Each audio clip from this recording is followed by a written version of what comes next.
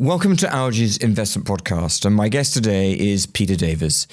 He's head of Lansdowne's Developed Market Strategy, and Pete is without doubt one of the most outstanding investors of both of our generations.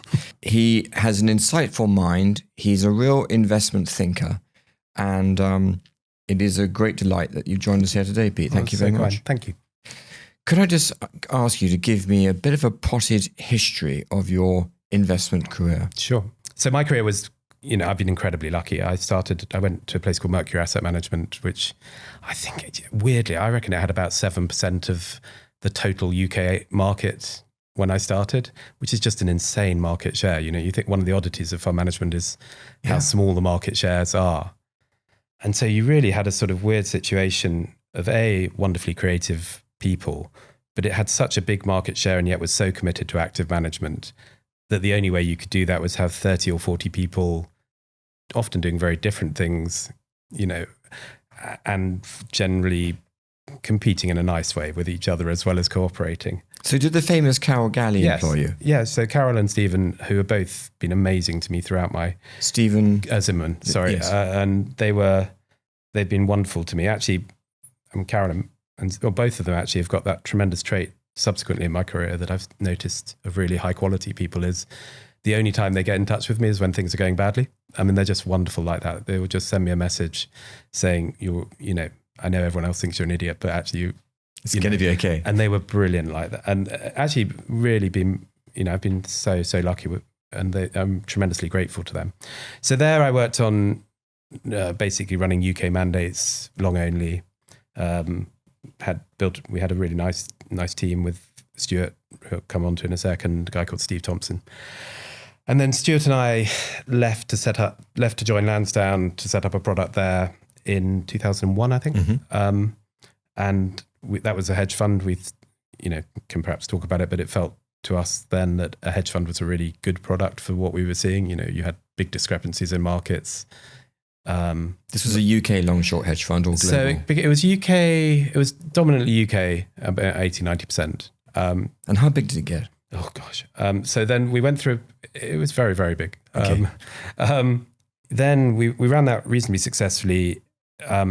Interestingly, the financial crisis was kind of perfect for our expertise and the products we were running because we knew financial. I was a banks analyst as well as at Mercury, as well as a fund manager, and and the micro was the macro, if you like, because it was what was happening to the work we do, which is almost all bottom up, was actually the thing driving the overall market trends, and not only could we apply that quite well, it also meant that actually our natural positioning was quite appropriate. So we came through 2009 pretty well, and obviously had. Obviously the structure helped as well because we went 100 long. And then 2009-10, we looked around for all sorts of things, saying what is it we think is a really exciting investment opportunity. I remember going to Brazil because emerging market demand felt quite robust at the time. And then almost by default, we just kept finding the fact that massive US companies, the likes of a Coca-Cola or Nike, whatever, just had a lovely combination of really strong growth prospects and a really high risk premium, but actually you were getting a low valuation for what was the high quality way of accessing emerging market growth. You'd go and pay 30 times some Brazilian company you never understood. And Coke would be on 11, 12 times, yet dominated the thing. And so we sort of and then because we had the luxury of our clients, we were coming out of that, we had a big hedge fund, people, we had quite a good reputation at that stage. You go through periods where people think you're smarter than you are, and you go through periods where people think you're dumber than you are. That was a period where probably people were quite... And anyway, so we did two things then. One was we basically said, look, we want to be global. So, we were probably the first person who moved from a European mandate to saying, 80% of our portfolio is going to be in the US in about 2011, I think it was. And then we also said we wanted a long-only portfolio because we were slightly nervous that the beta was actually the beta to equities was actually quite an attractive part of what we were revealing in these things. And so we launched what we described as a mega cap long only mandate, no performance fees actually, because we just felt we were going to do a good job and the index probably was going to do pretty well as well. That was that did very well. And then we had a challenging period, which we can talk about, from sort of Brexit through COVID, where interestingly, I would say it was the opposite of the financial crisis in that one. The micro, as I said earlier, the micro created the macro in the financial crisis, whereas I'd say in those things, the macro trumped the micro. And, our approach of doing tons of bottom-up work and understanding companies really well and extrapolating a bit from that at the thematic level.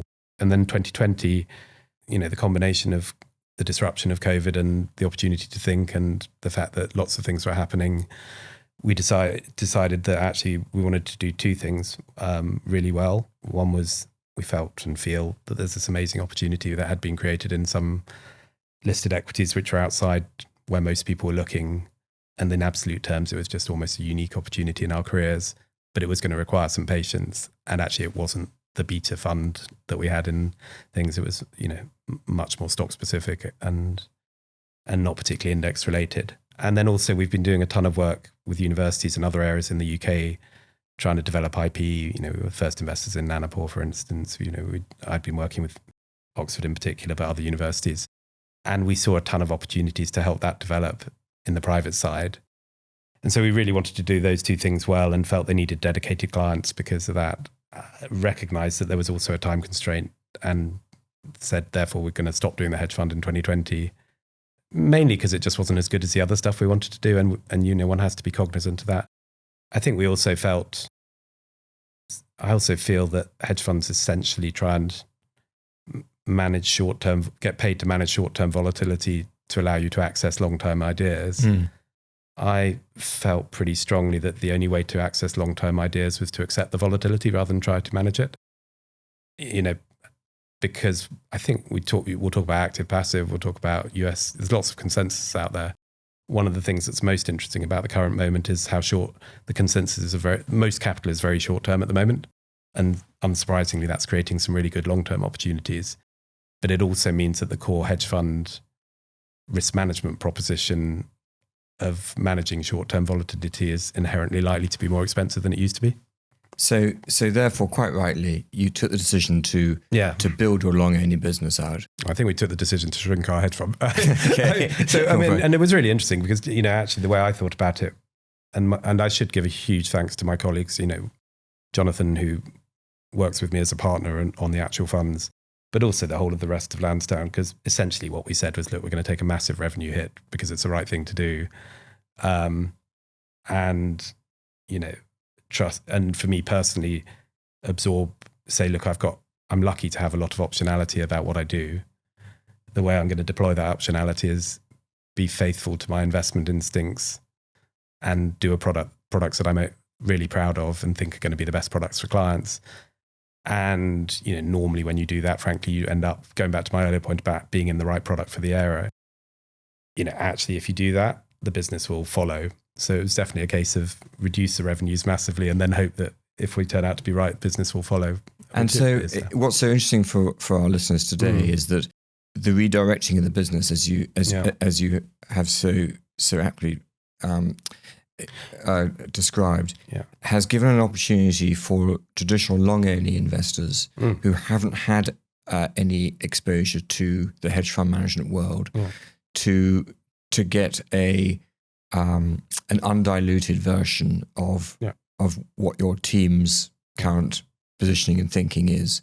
So did you launch a UCITS fund? Yeah, so I'd make it more institutional versus retail. So our institutional clients have always, since 2011, there's been a long-only product which has done well for them and evolved. That's changed more because the portfolio in there's changed. It's no longer 80% US, it's 80% Europe. But so quite some change. And going back to, we think the world's very different from the one we had when we started. And, unlike some investors, we don't feel bound to a particular type of share.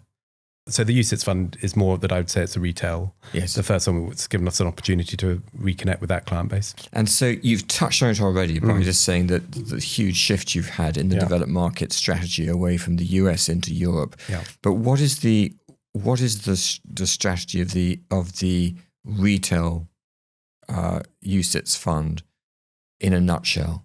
What we're looking for is areas where a change is happening, but the market's missed it. Now, where we're finding that is, interestingly, in Europe, as you describe. It's in areas that have done very poorly in the last decade, like banks and building. To give you one example, we're very exposed to sort of UK house building materials companies, actually less than, we've got a modest exposure to the house builders themselves. Kind of two big things that we're saying there, really. One is house building volumes are about to go up a lot, having gone down a lot for the last decade.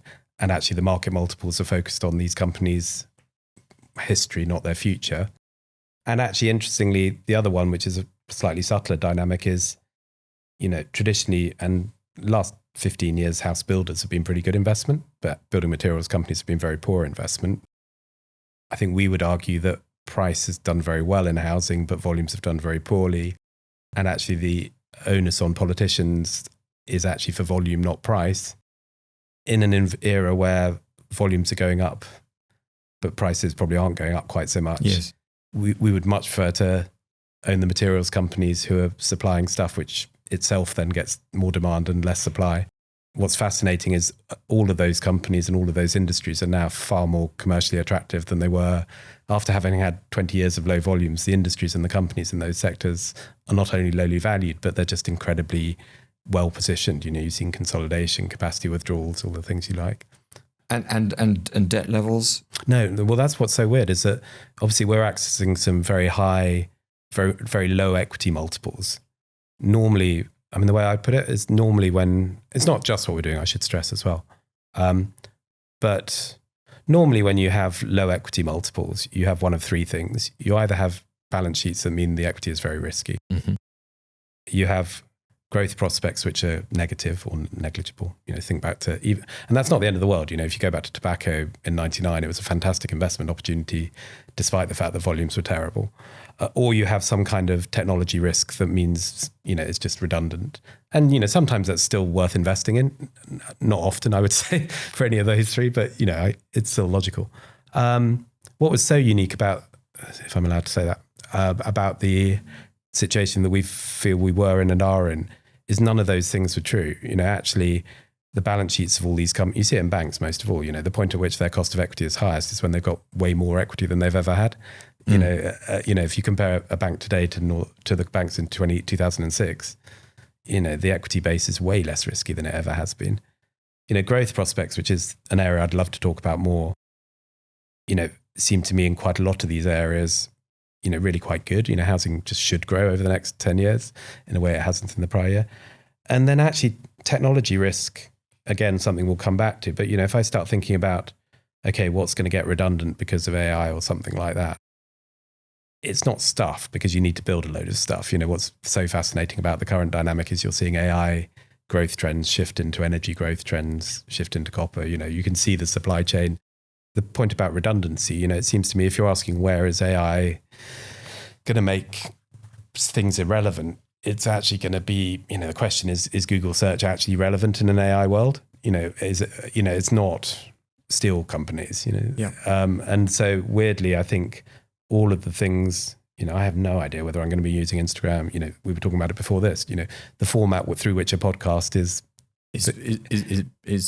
transferred to the public. And to the point, what's wonderful about this is those changes are happening at a point where I would say general investment approaches have rarely been this sticky.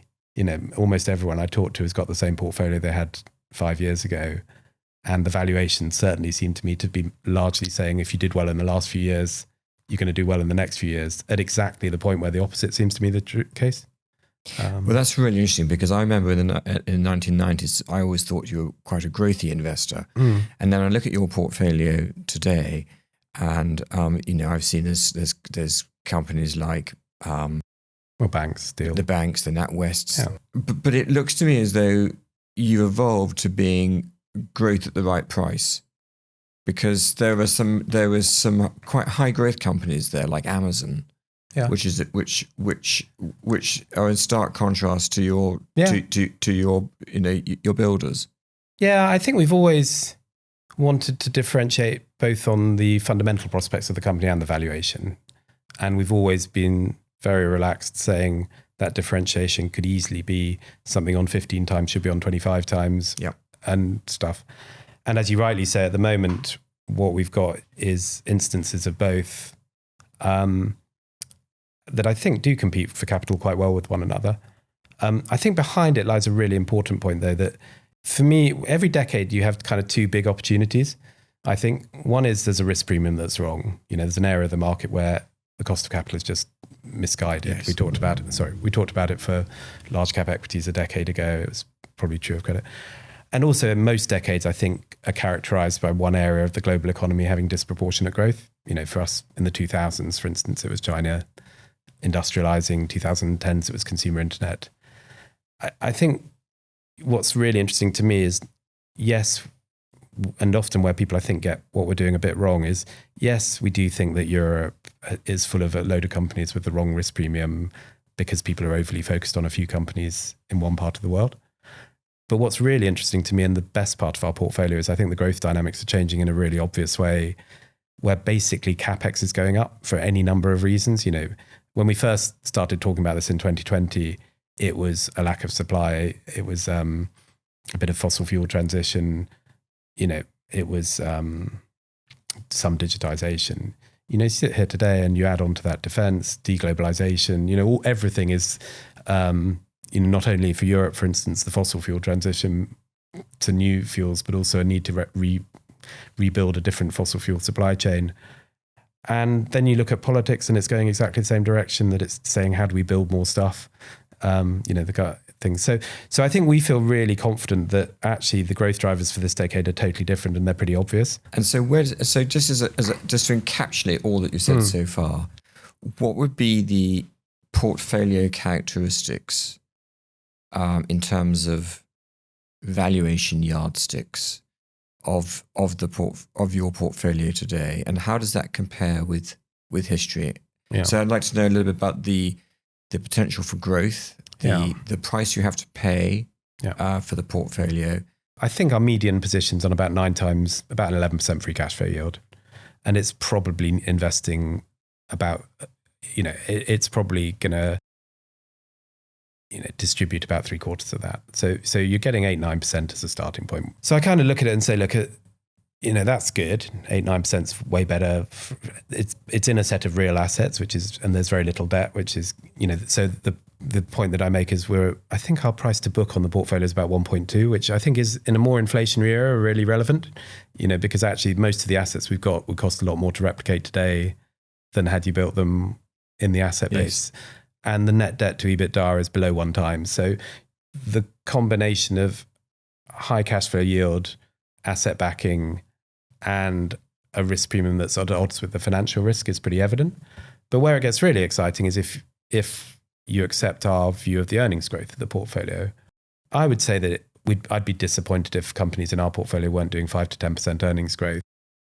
And that gets sustainably sustainably for the next 5 years. That's a massive. That'd be a massive outcome. Well, then it becomes really exciting, because if you say I tend to think in PE terms rather than free cash flow yields. But if you say we're on 9 times today, if those come, my argument would be that you get 5 to 10% earnings growth, and in all probability they will trade at 15 times earnings at the end of that. Is not a heroic thing to do. Yeah.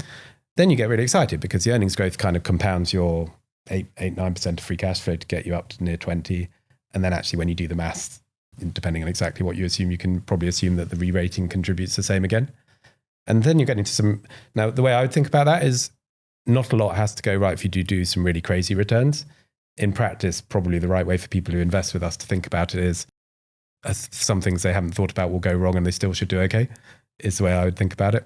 And again, perhaps one of the advantages of coming back to long only, not back to, but thinking with a hedge fund mindset or an absolute return mindset, is actually the excitement one has is just quite how little has to go right to deliver really good absolute returns. How little fundamental risk one feels one's taking to get some really good absolute returns. And when the companies are generating that much free cash flow, obviously they have a variety of things they can do with that free cash flow. Dividends, R&D, and share buybacks, actually. Yeah. And of course, in the States, a lot of share buybacks are sort of mopping up options that have been given to employees. But in the UK, that really isn't the case. Yep. So share buybacks are obviously reducing the number of shares in issue. In looking at your portfolio, are there many companies that are talking about doing share buyback programs? 2/3 of our 2/3 was by it got as high. I think it's 60% of the NAV. Perhaps it's a way to put this is in terms of NAV. And again, I wouldn't want to be quoted on a streaming video saying that, but it's to all the viewers, please, that's roughly the right number. It may not well be exactly the right number. And is that high relative to history? Yeah, very, very high. And of course, critically, it's doing it at a low multiple, and therefore the enhancement is way more. The challenge, and different people have slightly different academic views on this, but common sense tells you that if you're buying back shares on a lower multiple than you normally trade on, that's better than buying back shares on a higher multiple than you normally trade on. You did mention that from a stock picking perspective, obviously the banks are really attractive because actually they're making money hand over fist as a result of interest rates. The basic point about banks is they should grow their scale by 5-6%. They almost definitely tend to consolidate over time rather than fragment for the reason we spoke about. And then the last point, which goes on to the AI one, is actually when you say who is going to benefit from AI, much, much easier for me to, see a load of stuff that banks currently do very expensively becoming way cheaper. If someone's going to get a productivity benefit from AI, to me, it's much more likely to be a bank than anyone else. Yes. Because it's exactly the plan. And, you talk to banks, they're talking, and when we talk to banks now, the kind of scale of productivity gain they're looking at is insane. So to me, I think they can grow. I think their returns are understated today because people don't notice how much they're hedging anyway, which will look like growth by a massive amount. I mean, I think the hedges that they've put on have made the headline profits way lower than they really are. But then what's really interesting is the natural growth rate for a bank, as it always has been, is probably double-digit earnings growth anyway. That's what banks always did, except for a period in the last 15 years where they tried to do too much and then had to shrink for a period of time, which is not a massive surprise.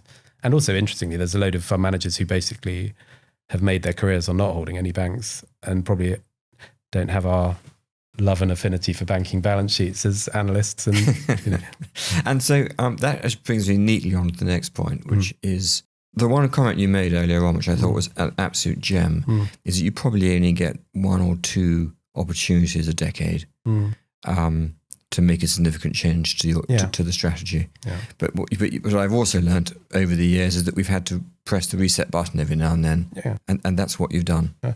And I think, just one thing to be clear though, if you look back at mining in the 2000s was one of our dominant themes, partly because of China, partly because there were low valuations and no supply, which I think is quite a good example of what we do. Because on the one hand, yes, they were very cheap and stuff, and there was no supply, and that's good. But actually, it was the fact there was a new growth driver emerging that made them really exciting. Secondly, actually, if you look back at our investments then in the mining sector, in the hedge fund as it was, everyone says, okay, you made a load of money being long mining. Actually, less than half the profits we made out of mining in that period came from sector exposure. More of it came from choosing the right shares within the sector. And that ability to have thematic exposure with alpha, when you're doing it from a bottom up, A, you get the opportunity to add the alpha, and B, your thematic exposure should be much better just because you're getting a differentiated thing. And certainly I think that's what we've got an opportunity to do today, is deliver both some really interesting, by generating the themes from the stocks, we generate, I think, both differentiated thematics, which feel very differentiated and accurate to me today, but also we should generate much higher returns from the thematics than someone who's just a factor by choosing the right stocks within it. And lots of private investors try and trade in and out of stocks. As your Adrian Frost the other day came out the classic line to a broker when he said that trading statements are for traders.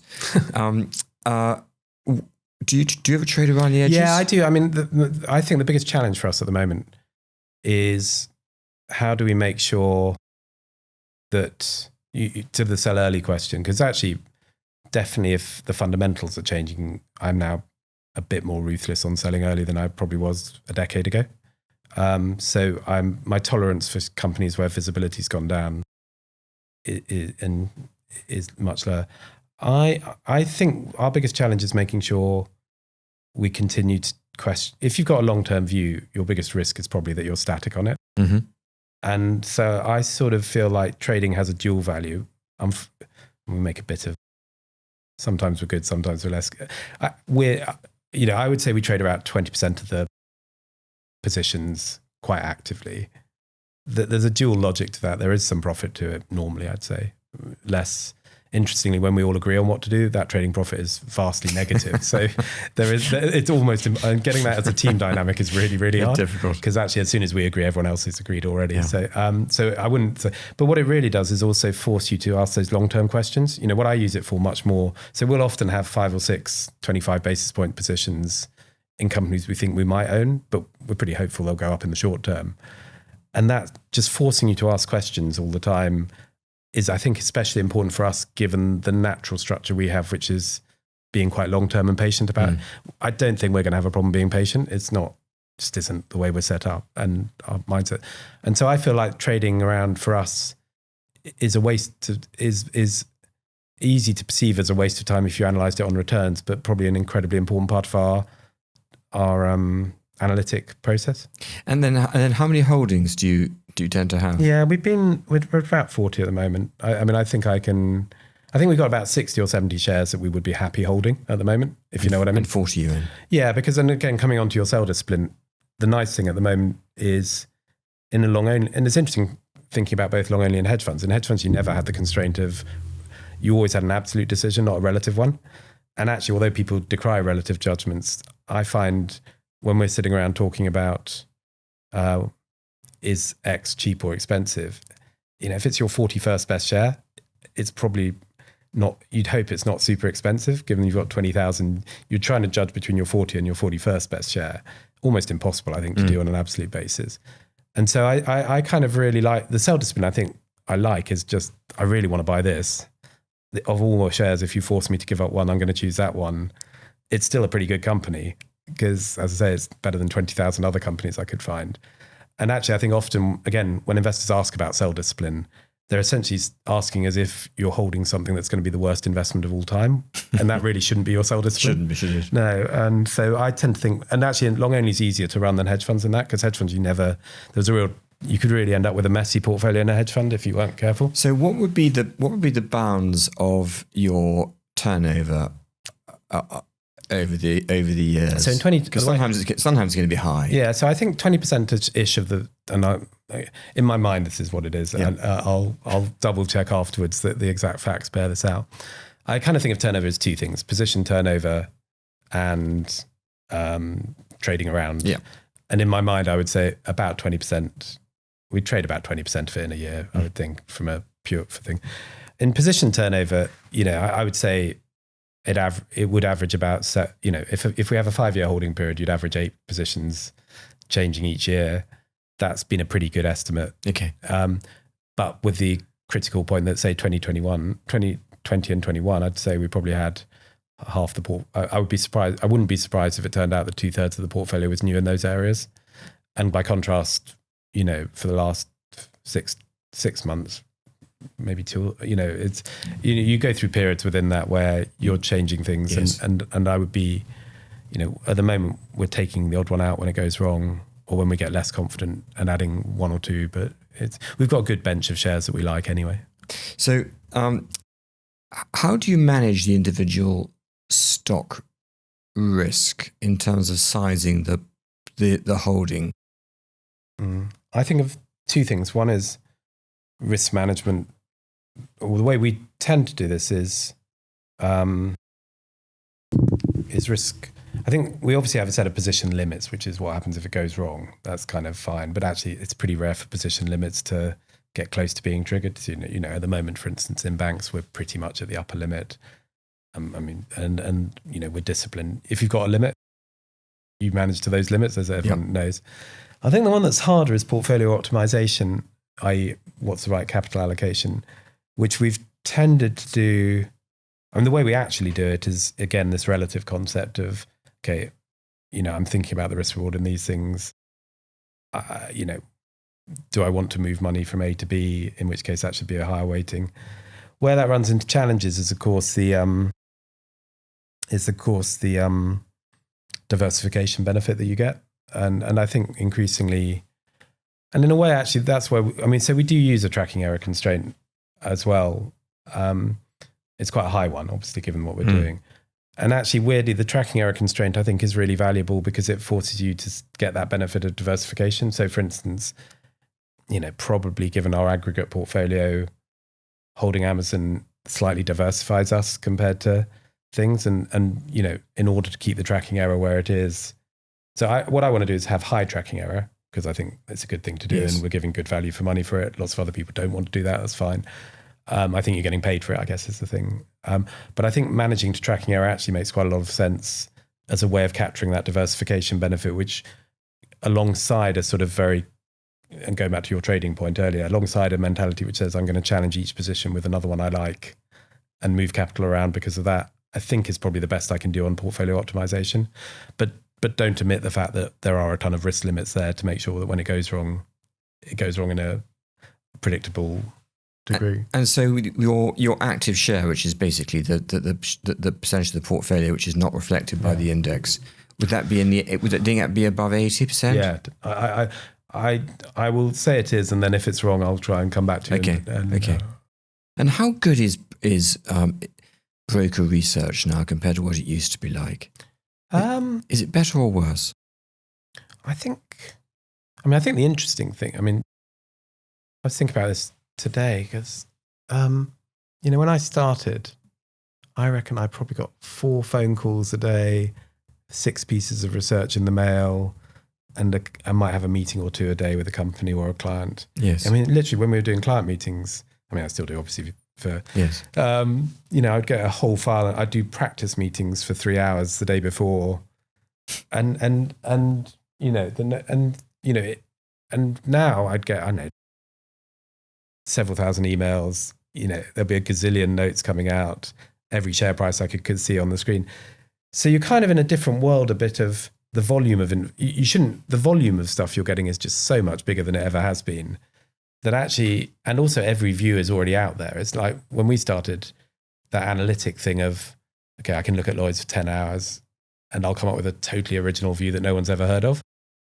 Because of social media and the proliferation of it, if someone thinks X is a con or whatever, that view's out there somewhere. It's not, the skill actually increasingly is, I think, shifted a bit from almost an analytic skill to a journalistic skill slightly. It's saying what is the relevant piece of information as opposed to, and that's really interesting to me is that thing. So I would say within that broker research, I don't think there's some brilliant brokers, brilliant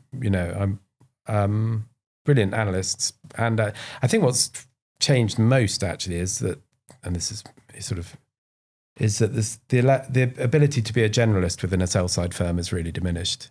And so actually the peer group I would have had when there were lots of generalists, and there's still a few, and they've got the luxury that by being fewer, they tend to be more valuable. Yeah. I think one of the challenges the sell side has is being a generalist, I think is really valuable, and the buy side, frankly, but I think being a generalist can be really valuable, but very difficult that seems to have disappeared a bit.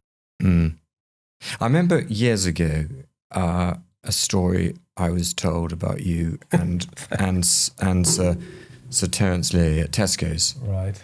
And that it took some persuading to get him to meet you, which you wanted to do to talk through the business. Yeah.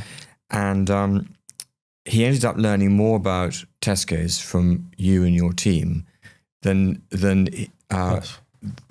he'd learnt from some of his employees. Well, that was definitely my team rather than me. Because the depth of research, we have some was so great. Do you still do the same depth of research? We definitely do, is the answer, and I would be really disappointed if any company we saw, except for the fact that we do now see companies explicitly saying we don't know much about you. Can we just see whether it's worth doing a load more work? But any of our holdings, for instance, I would be very disappointed if we weren't one of the people they enjoyed talking to because we knew it pretty well. So no, we work, we'll probably have 3 or 4. And the other thing that's interesting is definitely in the case of Tesco's, It will have been my team members rather than me who created that impression. And on almost all of the companies we've got, yes, there'll be one really big model that's been done, but 2 or 3 other members of the team will have done mini models on it just to check something that they were thinking about. And so you'll definitely get multiple perspectives and nuance about what's the way to address it at the moment. So this next question, it isn't a question to you, it's about a question about your team. Do you think that I would describe them as my partners rather than my team? I mean, okay, there's it really is very much, I'm probably the better at sitting here chatting about it and writing about it, but they definitely are equal. But do you think the partners that manage the money with you would be considered by companies that come in to see you as some of the best prepared meetings that they actually have to go into? I think what they'd more say actually at the moment, given where everyone else is they have discussions with us about the stuff they're thinking about. I mean, I think the key characteristic is not really, I mean, quality is lovely, not very kind, and hopefully no one would think we're total idiots. But I think what's really true when I talk to companies at the moment is they'll go into a lot of meeting, going back to where the consensus is, they'll go to a lot of investor meetings and only focus on the stuff they can't change, that the management actually can't do anything about, namely what's the profits for the next quarter. So I would hope that companies, I would hope that companies, when they talk to us, feel like we're asking them questions. I think they would say more, they ask the questions we're asking ourselves. Yeah. And therefore, I think they enjoy those meetings a bit more because, I mean, inevitably, sometimes we might have a view that's wrong and sometimes it's right. But I just think there's the short-termism. You'd be amazed if you went into investor meetings, how many questions are literally, is next quarter, some version of, is next quarter revenue is going to be 0.5% higher? And so you'll be looking at more than 12 months. You'll be looking at two plans. Yeah, mainly because frankly, I don't think there's much point asking a management. I'll ask them about what has happened a lot because I want to understand what's happening at the moment and they can tell me something about that. But understanding, what I really want to know is what they're going to do about the long term. Going back to the portfolio again, is the UCITS fund only invested in liquid quoted assets? Yes. Perfect. It's daily, and actually, it's also got a lower weighting in mid caps. Has it? Than because of its daily dealing. I mean, it's a daily dealing fund, and the commonality of that portfolio, 85%. Yeah. And then for you as an investor, Pete, you mentioned about Steve Zimmerman. Who do you think for you has been the most influential investor that you've learnt the most from or worked alongside? Stuart and Jonathan. I mean, I've been tremendously lucky to have two partners. That's Stuart Rhodes and Jonathan Regis, both of whom have had exactly the same responsibility I've had sequentially with one another. And, in both cases, Jonathan had a ton of influence while Stuart was there, and Stuart's, happily chat to us now. And interestingly, both, what was lovely for me was not they necessarily taught me a lot. It was that they complemented my skills and offset some of my weaknesses. Stuart has tremendous judgment of people, except in his choice of partner, I guess, in this case. But, and do you think... And Jonathan, and it's interesting, Jonathan's really the best person I've ever worked with about reading an annual report and spotting the detail that's different from, it's interesting because I'm probably quite good at sort of seeing a point that's, seeing an important point. He will always spot that when I've got it wrong. I mean, we don't always listen to each, it's always balanced, but he will, if there's something in the annual report that says, actually, that's not quite what you said it was, what it should be, I would trust him over anyone to do that. And so we'll both look at the same company and have slightly different biases, and it's lovely. Yeah, I've been tremendously lucky with those two. Which is the most important part of an annual report to look at? Adjustments? It depends on each company. I would say almost every company has two or three. When you do a model, you kind of quite quickly find the bit that you're really looking for. Yeah. So I think it's very different by industry, for instance. I mean, so one of the things, I'll give you an example. deposit growth to me for banks is key. Is actually what the value proposition is. For much of the last 15 years, deposit growth has possibly even been a liability, given that interest rates are so low. I know banks well enough to know that I'd like to have a look at the deposit growth before that will be my start. There'll be a lot of other stuff you need to do to make an investment. Whereas I think other companies that'll be more asset oriented or whatever. And there'll be a lot of people listening to our conversation today that will be aspiring fund managers, I'm sure. Very much. No, not after our conversation, I'm sure. But firstly, it must be lovely to be in your 50s because you've got age and experience on your side, and yet the mind is as sharp as ever. What do you think are the sort of the key ingredients of a great fund manager? I think there are many different ways to do it. Actually, it's interesting that there are people who just have amazing judgment and actually probably don't have many. I've met several fund managers who actually intellectually I would say are not that interesting, but they've just got such good judgment and listen to 50 different ideas and always we chat about investments. I'd feel like I'd had more of the idea, a disproportionate share of the ideas, but no, they were going to make more money out of them. And you just go, so there are definitely different ways of doing it. I think the challenge, I mean, if you said what's the challenge of fund management, to me, it's you get paid.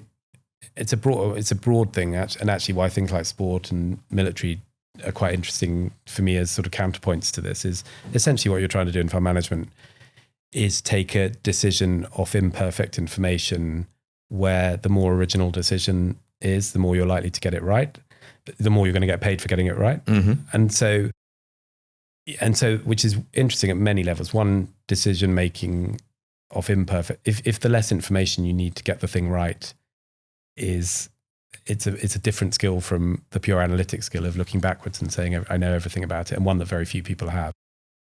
And two, this combination, it means that originality and accuracy are the two skills you need.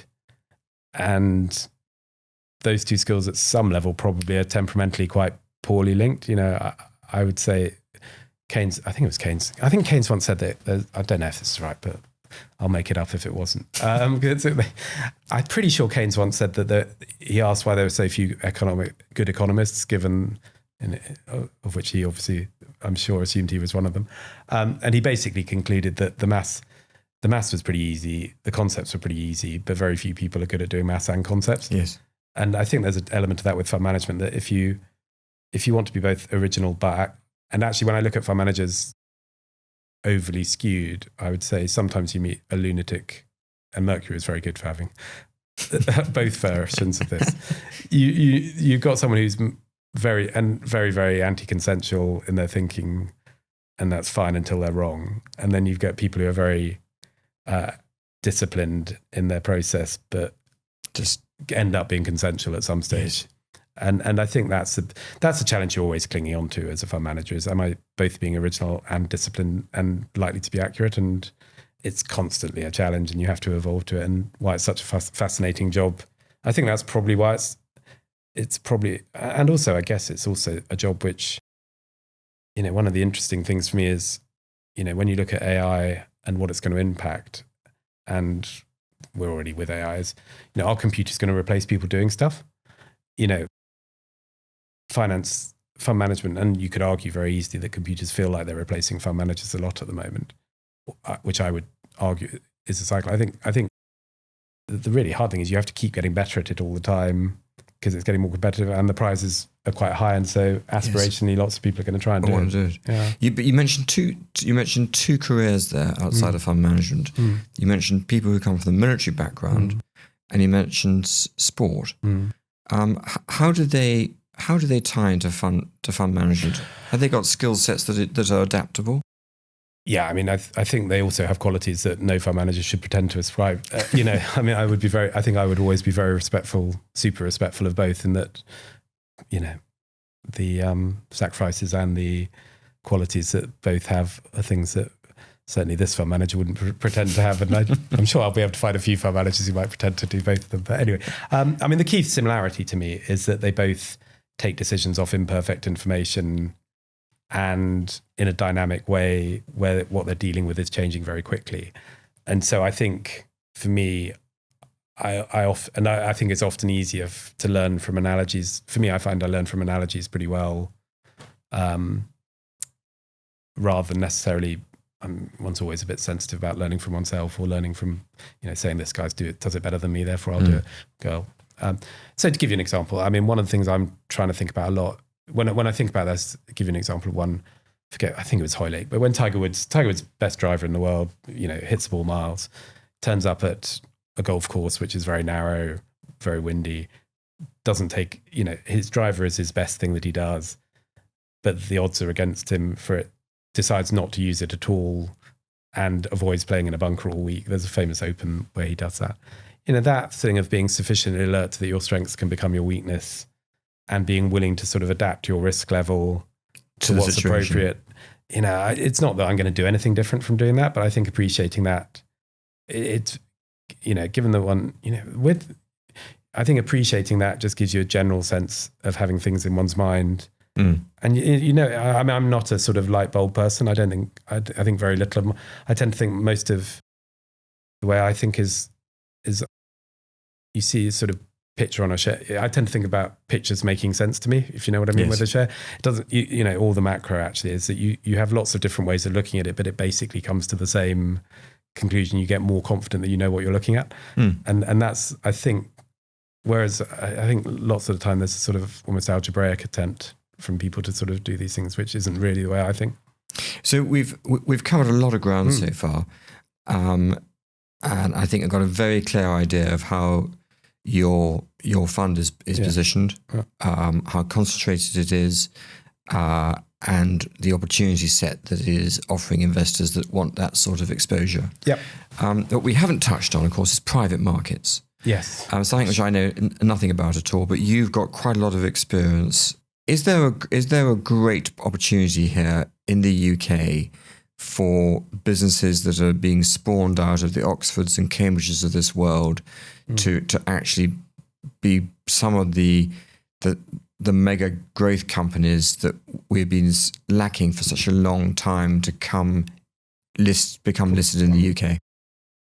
Yeah, they're huge. I mean, I always think of the universities here a bit like, if you think about what's happened in France in the last 40 years, the fashion houses, 40 years ago, you would have said France is great for fashion houses, but unfortunately they're not commercial. And then today, they're the biggest probably the biggest economic assets in Europe, let alone in France. Yeah. Universities are obviously different because there are people, they're doing lots of stuff. It's inherently not a corporate structure, nor should it be. But the economic impact of universities, it seems to me, should be at least as high as, but the flip side of that is the breadth and the relevance of what a university would do is everything. It's literally, I keep saying when we go to Oxford, the IP you've got within a university would dwarf any of the companies in the Mag 7, for instance. In the case of Oxford, obviously quite a lot of the AI expertise did come from Oxford that's in Google. So I think their financial impact should be enormous. And I think one of the many reasons I'm very bullish on the UK long term is the structural IP that we have access to is modern and relevant and disproportionate to the population size. Yeah. I think the mechanics of liberating it and the question you actually posed of should they be very, very large companies is interesting. You take financial services, for instance. Yes, there's it's a huge part of the economy. Lots of, brilliant people doing it. But actually you haven't got any giant, Barcap probably the nearest thing to it, but the way to get there wasn't to have a ton of British companies be huge businesses. You might have asked, but I probably would have, the idea that Royal Bank were right to, if we faced with the same thing with financial services, that probably might have ended up with Royal Bank as our view that creating giant companies was the way to measure that. Might not have got through the was Royal Bank a good idea or not. So yes, it definitely needs to be liberated. And we've worked really hard to try and create companies. There's a lot of stuff the universities are doing. Governments, I'm sure, will do more of it. And is your co-founding of the Oxford Sciences Enterprises, what would you put down as one of your greatest successes? What would you put down as your greatest success? I think the question I would always pose, actually, that's probably a good way to put it. The question I would always pose is, would I want somebody else looking after my money or me? I think that's probably the right way to do it. Yeah, that's a nice way to do it. And while one, I think, especially at the moment, actually, I'm maybe, and one's vigilant, and that's both it's interesting internally. One has a pretty good benchmark of things. There are lots of people I would thoroughly trust to do that, probably better than me. But I kind of, we feel pretty good. So no chance of you retiring anytime soon? No, I think no chance. Well, definitely no. I mean, the two things that we're doing at the moment are definitely super exciting, namely the listed stuff and the unlisted stuff. Yes. They will definitely have a timeline, which I would imagine is going to be 5 years plus. And what I did last time, if you'd asked me 10 years ago, I'd have said we got some interesting things we're doing. Yeah. So and the threshold I will ask from a personal perspective, is there any point me doing this, will be if there's something I really think is worth doing, then we'll try and do it really, really well. And then just finally, because you've given us a lot of time, have you got any advice at all to give to young people who are interested in our industry, the way you can see it changing? Yeah, I think two bits of advice, one practical and one theoretical. The theoretical one would be, developing one's own voice rather than trying to. I think there's a bit too much. When I interview people, you kind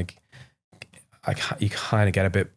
I suspect the person who's read 20 Warren Buffett letters and talks a lot about intrinsic value is what you want to find is the person who reads those things, understands them, and then tries to build on top of that, or would listen to me, listen to us, say that's great, I enjoyed that, but actually this is what I think. Yes. So I think retaining one's voice is really hard for young people, actually, given the way they do it. And you shouldn't expect to know everything on day one. The key skill is how do I develop a voice, not retain a voice. But making sure the kind of person who kind of always spots what. I mean, I always felt I learned at Mercury a lot by seeing people do crazy things which were clearly silly, not silly, but you know what I mean? You learn by listening to things that don't sound quite right. There'll probably be a ton of stuff I've said today that, somebody goes, the person I'd be most interested in is the person who said, you said that, but hadn't you thought of X? Or that didn't quite sound right.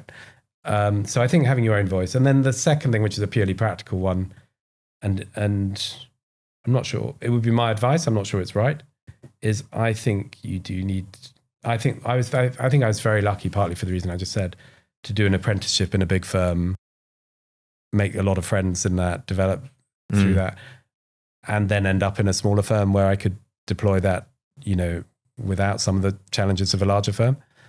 I think trying to,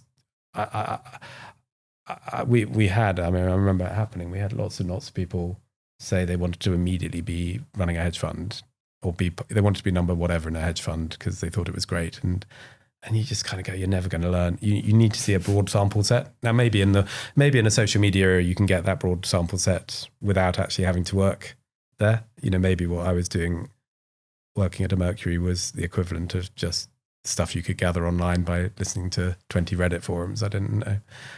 But definitely, I think getting a part of one's education has to be exposing oneself to quite a lot of different approaches. I think that's very, very good advice. Peter, thank you very much indeed. I've enjoyed it. I'm sorry I talked for so long. All content on the Algaes Investment Podcast is for your general information and use only, and is not intended to address your particular requirements. In particular, the content does not constitute any form of advice, recommendation, representation, endorsement, or arrangement, and is not intended to be relied upon by users in making or refraining from making any specific investment or other decisions. Guests and presenters may have positions in any of the investments discussed.